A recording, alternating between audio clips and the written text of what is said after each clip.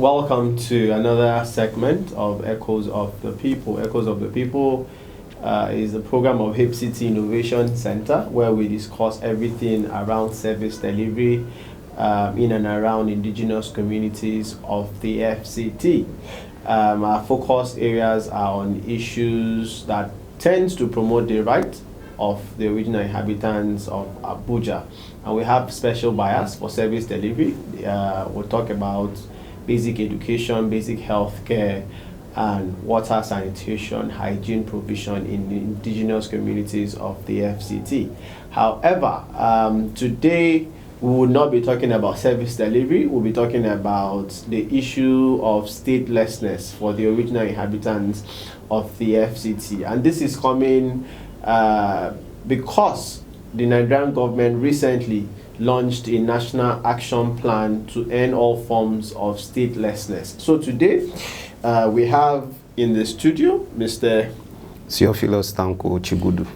Okay, Mr. Theophilus, welcome to our studio today. Thank you very much. So today we'll be talking about statelessness, and according to the UN, UNHCR, the UN arm that is responsible for human rights and refugees, they define a stateless person as one who is not considered as a national by a state or under the oppression of its law. In simple terms, this means that a stateless person does not have the nationality of any country.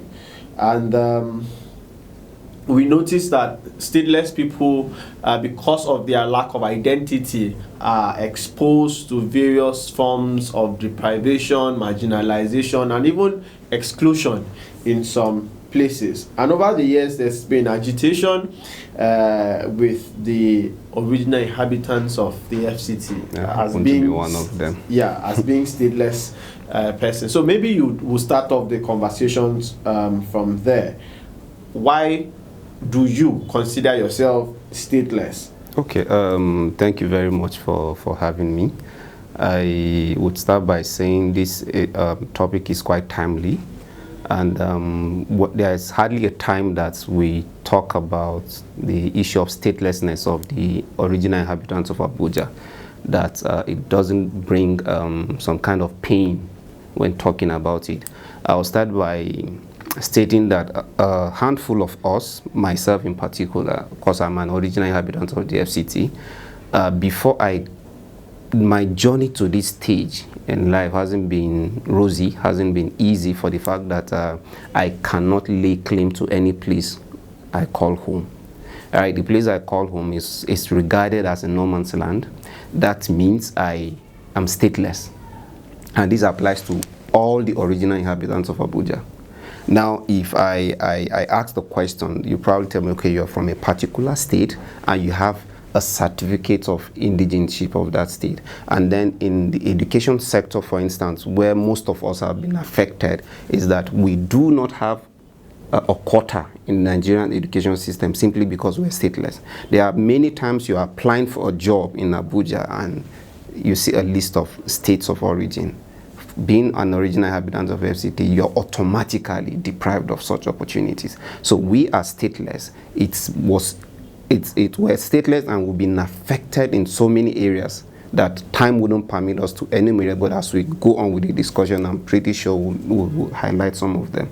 Okay, so you've already launched into the next questions about the deprivation. Yeah. Okay, yeah. So I'd like you to maybe take a bit of time to talk about the struggles of the indigenous people of the FCT. How has this statelessness affected you as a person, and how does it also affect your people in general, cutting across issues, maybe economic, social, and you did start talking about education. Yeah. Yes. So across that spectrum, how does being a stateless person, affect you and your people? Okay, the agitation for our rights as original inhabitants of FCT is an age-long thing. It's been there before I was born, and I hate to say that as as it seems at the moment, it seems that some of us will probably leave and our generation unborn, if nothing is done about it, will continue with this same agitation. Now, we've been affected in so many areas, like I stated. Economically, we're affected. Politically, we're affected. Socially, we're affected. Now, come to the economy aspect of it. What the economic base, the economic activities of the original inhabitants of the FCT is basically farm. The indigenous people of Abuja are predominantly farmers. The 9 indigenous tribes of Abuja are originally farmers and petty trading. Now, the lands that they cultivate for sustenance, for economic activities, has been taken over by the government. Sometimes you see developers on your land. We have cases where buildings are demolished just to pave way for a developer. Now we've lost our economic activities in Abuja. The lands of our parents, our ancestors, the lands that we use or the people use to farm on to feed themselves and then possibly sell the crops to be able to feed and send their wards to schools, they no longer have lands. So lands are taken over by the government, lands are taken over by developers. In fact, what we see, some big shots, some private companies will just come. In fact, recently in Durumi, somebody came one day with a paper saying this space of land was allocated for his own use, and then what does that leave us with? Nothing. Now, politically, we are deprived because we are stateless. While others are enjoying the privileges and opportunities of having like the governor, somebody to rule over them, to govern the affairs of that state, FCT is governed by the President of the Federal Republic of Nigeria through the Minister of the FCT. Now, the implication is that FCT is treated as a ministry, not a state. Now, the Constitution provides that FCT should be treated as if it were one of the states. So it means all the apparatus that makes up a state should be given to FCT. So that means we deserve a mayor or a city council that will be headed by a mayor, where we have our own commissioner, our own House of Assembly. Now, the only thing, and that's why during electioneering periods in the FCT and in Nigeria generally, while others are campaigning for governors, FCT is relaxed. We're pained because we cannot rally around anybody we call a governor. So the only thing we lay claims to is local government chairman, two House of Representative members, 1 senator, while other states have 3 senators. Some have more than 10 House of Representatives. So why is FCT deprived? Simply because we are regarded as stateless. So I mentioned our education sector. In the FCT, for instance, we do not have a state university, not until recently, the University of Technology, Abaji, that is yet to take off. We do not have an original inhabitant-dominated polytechnics or tertiary institutions in the FCT, simply because if you check NUC records, FCT is not regarded as a state. In terms of employment opportunities, names withheld, but the fact is that there are ministries that do not have spaces for the indigenous original inhabitants of FCT. So these are our challenges. Now, FCT, the original inhabitants of FCT, often, most of them live in the slums. Why? Because as urbanization stares the original inhabitants in the faces, they are compelled to relocate to the villages. They are compelled to live in the slums, and this poses health hazards on them. Now, statelessness in the FCT, well, for some reasons, the original inhabitants of FCT have been peaceful, they've remained peaceful, but one of the effects of being statelessness is a veritable tool for insecurity. Right. Why? Because, you have nobody who is watching over you. You have nobody that's accountable to you. You have no place to call home. So today, if I commit any offense, who do you hold responsible for me? So these are some of the challenges where we've been faced with, and the agitation has been ongoing. We've written papers, we've protested, we've had conferences, workshops. A whole lot. Okay, so the federal government, early in the month of September 2022, launched a national action plan to end all forms of statelessness. So first, I don't know if you are aware of that policy document, and how did you receive it as a stateless person? as an original inhabitant, and then did you receive it with excitement? Did you say, oh, this is an opportunity to further the demands of the indigenous people of the FCT? Okay, I think the news was broken by the Minister of Interior, Rauf Aregbesola, and being an academician myself, and then one who is so interested in FCT issues, one as an original inhabitant, one as a researcher, I personally didn't receive that with any joy, because this policy, if you study it, it isn't for Nigerians, foreign nationals that are residents in Nigeria, refugees in Nigeria. Then what about the original inhabitants of FCT? This issue has been lingering. I think the first step to that, because ideally no Nigerian should be stateless, right, because we have 36 states and the Federal Capital Territory. So it means that every Nigerian ideally belongs to a state. Now, if I am stateless, it means it's either I'm displaced, and if the right thing is done, because there are programs for internally displaced people, and that is why we have Ministry of Humanitarian, we have disaster management and all that caters for people like that. So there will be proper documentation for them. So this policy basically is to handle issues related to refugees and maybe foreign nationals that are undocumented in Nigeria, or people you want to give citizenship to. Now, sometimes ago, few years ago, there was this thing the Minister of FCT did where he gave the key to the city to some foreign nationals. Now, the question we ask is, okay, you're inviting this person to the FCT, you're giving him citizenship of the FCT, what area council does this person belong to?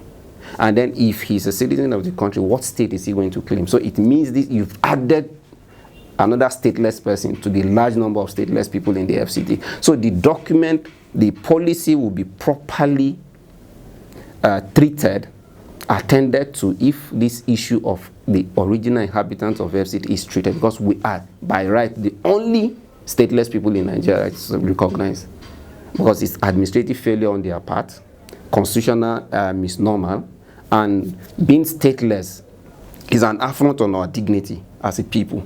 We are discriminated, we are marginalized, and every government that comes, successive government, keeps repeating the same thing. So in implementing this thing, one sure way to go about is to start with the original inhabitants of FCT, because we are the host of the Federal Republic of Nigeria. Every Nigerian wants to come to the FCT and live because it is peaceful. Every Nigerian wants to do business in FCT because it is economically viable. You have all you need to do business. So the policy should start, the Ministry of Interior should first and foremost treat the issue of the FCT. Okay. So, like you rightly mentioned, the document is to more or less address the refugees, people, refugees, migrants who have for security reasons. Yeah. But within the definition of who a stateless person is, under the UNHCR definition, it says that one of the causes of displacement could be change of territory. Like in the case of the original inhabitants of Abuja, where the federal capital was moved from Lagos to here, and of course that also in a way resulted to why the original inhabitants are now stateless. So within the ambit of this definition, what windows of opportunities are you seeing? What roles do you think that your traditional institution, your senator, your House of Representative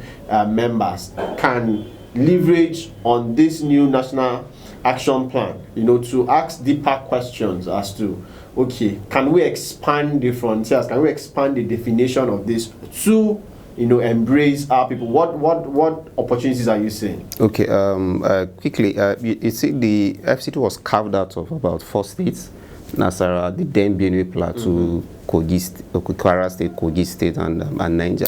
But surprisingly, recently, there's this agitation from some quarters, from Niger State, from Nasarawa State, most especially, the Suleja axis.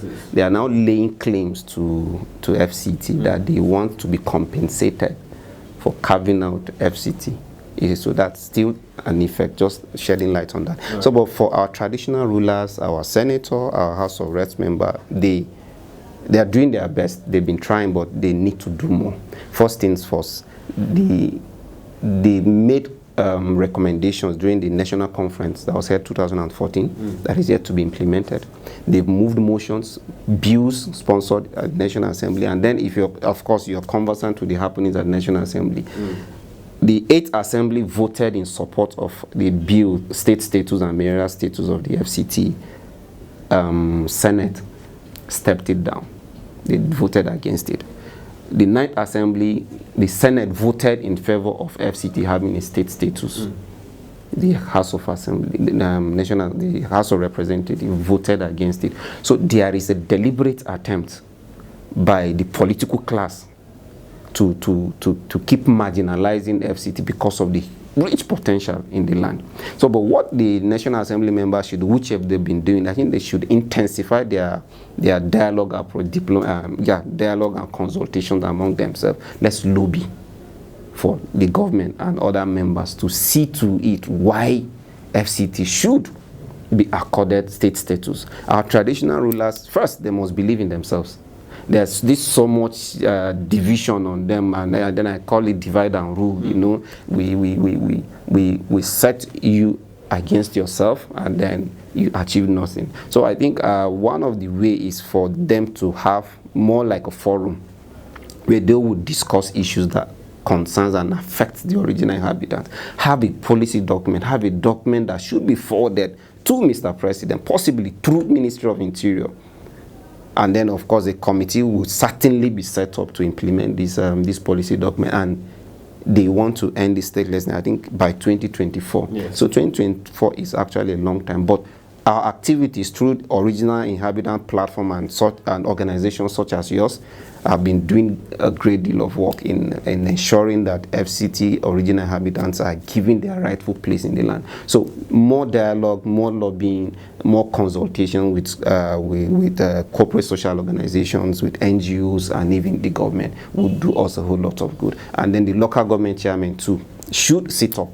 And I think the struggle at the moment is basically constitutional issue. Okay. As soon as the constitution is amended or reviewed, that clause removed, as if removed, it gives us equal right.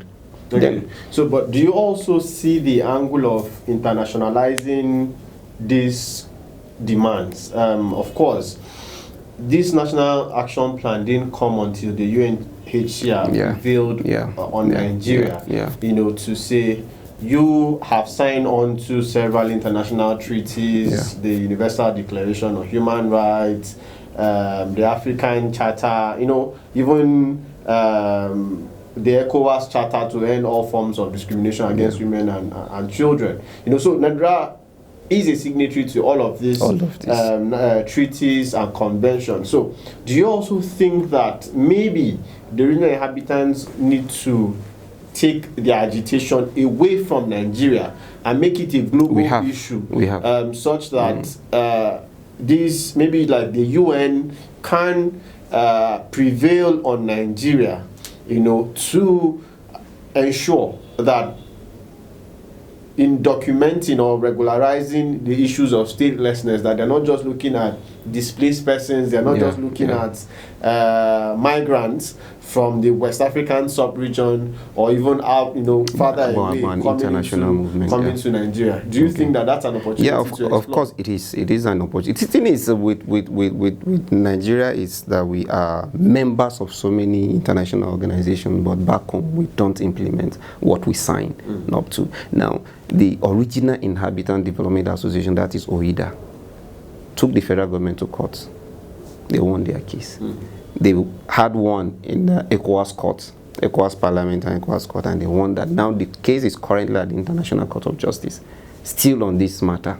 Now we've been exploring different avenues to see that the federal government hit to our demand. So internationalizing it, it's one way to go about it. But of course, we must also take care of our home front.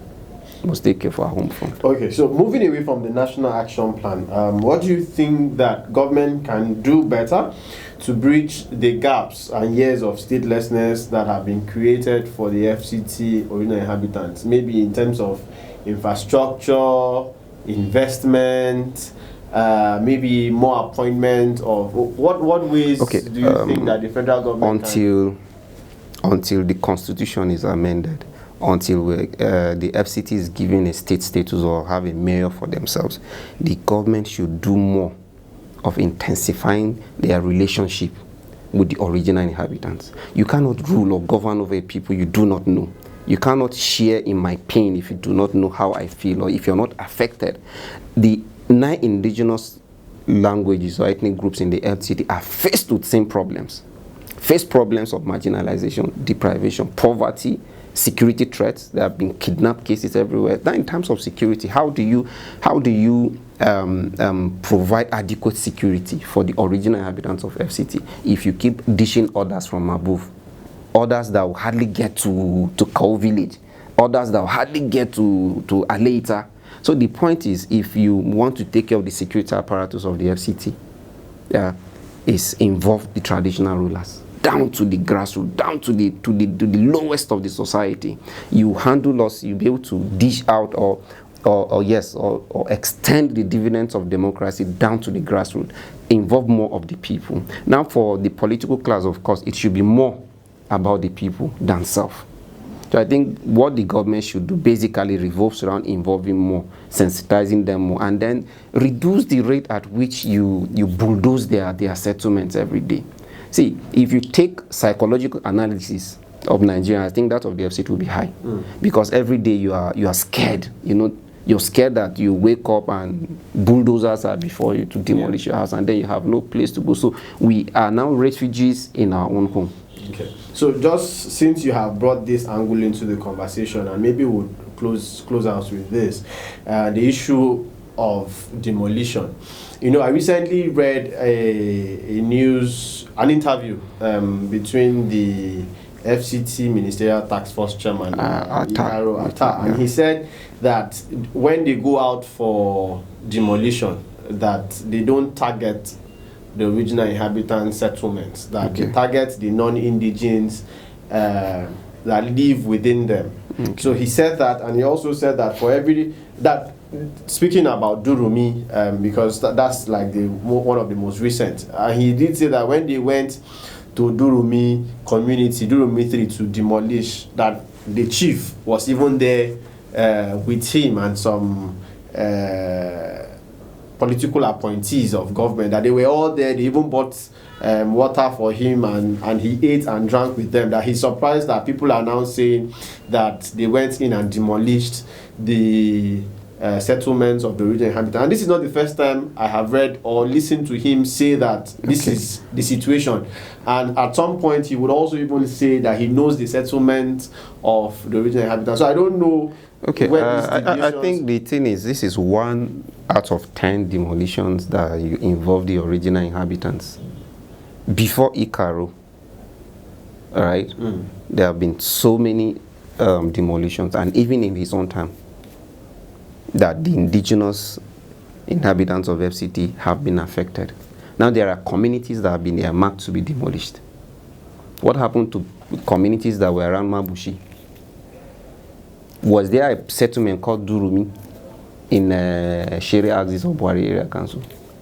Why do we have almost 1,000 mushroom houses around there? Why? Because the people around here are meant to be demolished and relocated out of the place they know as their home to other settlements. There you go, there then no farming, no lands, no provision of lands for them to cultivate their lands. Now there's one around Buhari Area Council. These people have been there for ages. They are original inhabitants, but you served them notices. They went to demolish them. So the community over time, they've met times without count with Ikaro. But the question we'll ask Ikaro is, has he been to that community himself? This community gave their land for the construction of Usman Dam. Yes, I'm talking about Ushaba community. Ushaba community is said to be demolished. And that's like the tourist hub of Abuja. So that's like the economic base of Buhari Area Council at the moment. So they've written times without count to the minister, they've written. And then the thing is, some people have particular vested interest in some lands. So what happened to people you give them allocation of over 1,840 something hectares of land? One person. Are you building a country of your own? Now, these are lands meant for people. As I speak with you, do say people do not even have where to call their farms again because some people came and with government allocation that their lands have been allocated.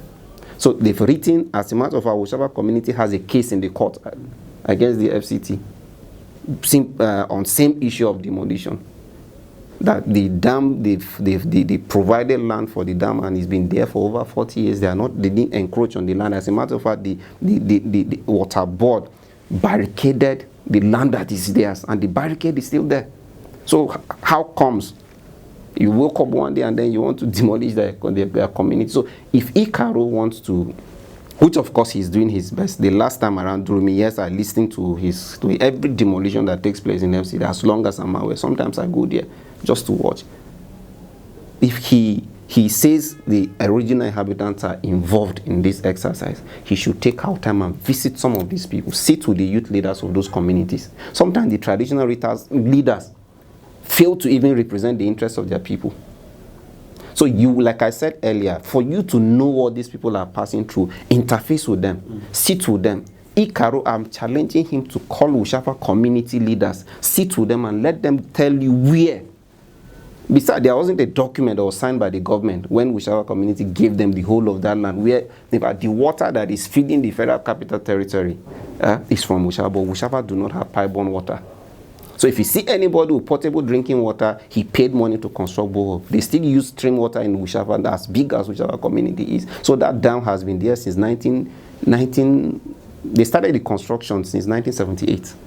The community gave that land as their own contribution for the development of Federal Capital Territory with conditions that you're going to give up water, security, hospitals, but the only primary school in that, they have only one government primary school in Ushafa that was built even before the coming of Federal Capital, 1967 or so. That was when that primary school was built. So these are some of the problems we're facing. This community is well developed. They have standard streets. They are not encroaching any land. As a matter of fact, they provide security that even checks that water. But then you hear from personal research that some people have interest on that area. So you want to displace others to please others in their own lands. Those people living around that place are original inhabitants of Ushafa with few tenants. Of course, you build small houses for tenants to come in. So I'm challenging the federal government, the FCT, to have an interface. DSS is aware of this issue. The police is aware of this. As a matter of fact, they wrote their own security report requesting that community shouldn't be demolished because it will pose another security threat in that area. Now, one of the most secured facility in the whole of Buhari Area Council is that water board. You have so many security guards in that place. So that means nobody is even encroaching. And then you have over how many square meters of land, how many kilometers away from the land. So why do you want to demolish that place? Same community that's provided you with land for the construction of the water that fits the population of the entire city. You didn't provide potable water for them, no pipe-borne water, no roads, no security, one primary school, no senior secondary school. In fact, it's the last administration of Buhari Area Council that provided a junior secondary school there. So why do you want to demolish that community? So once you do that, where will the people go to? Then down to Mabushi exit. Some of them are meant to be relocated to Shere exits of Buhari Area Council. Then you have the issue of grazing. You're giving people large hectares of land for grazing and other activities. So where would the original inhabitants cultivate? And remember I said the only occupation, the main source of income for the original inhabitants of FCT, except for the privileged few that have white-collar jobs. White-collar jobs you get with sweat. As a matter of that, the people are relegated to LEA and the area councils because federal jobs are for states, they have quarters. So who represent FCT? So in terms of federal character, who represent FCT? Okay, so thank you once again for taking time to come on this program, Echoes of the People. Do you have any final words, 30, 45 seconds, Okay. to the government, the FCT people, and Nigerians in general? Okay, I think quickly I would say we commend the effort of the government so far in providing security. I think they should do more. Involve the grassroots. If possible, involve CSOs in tackling the security challenges of the FCT.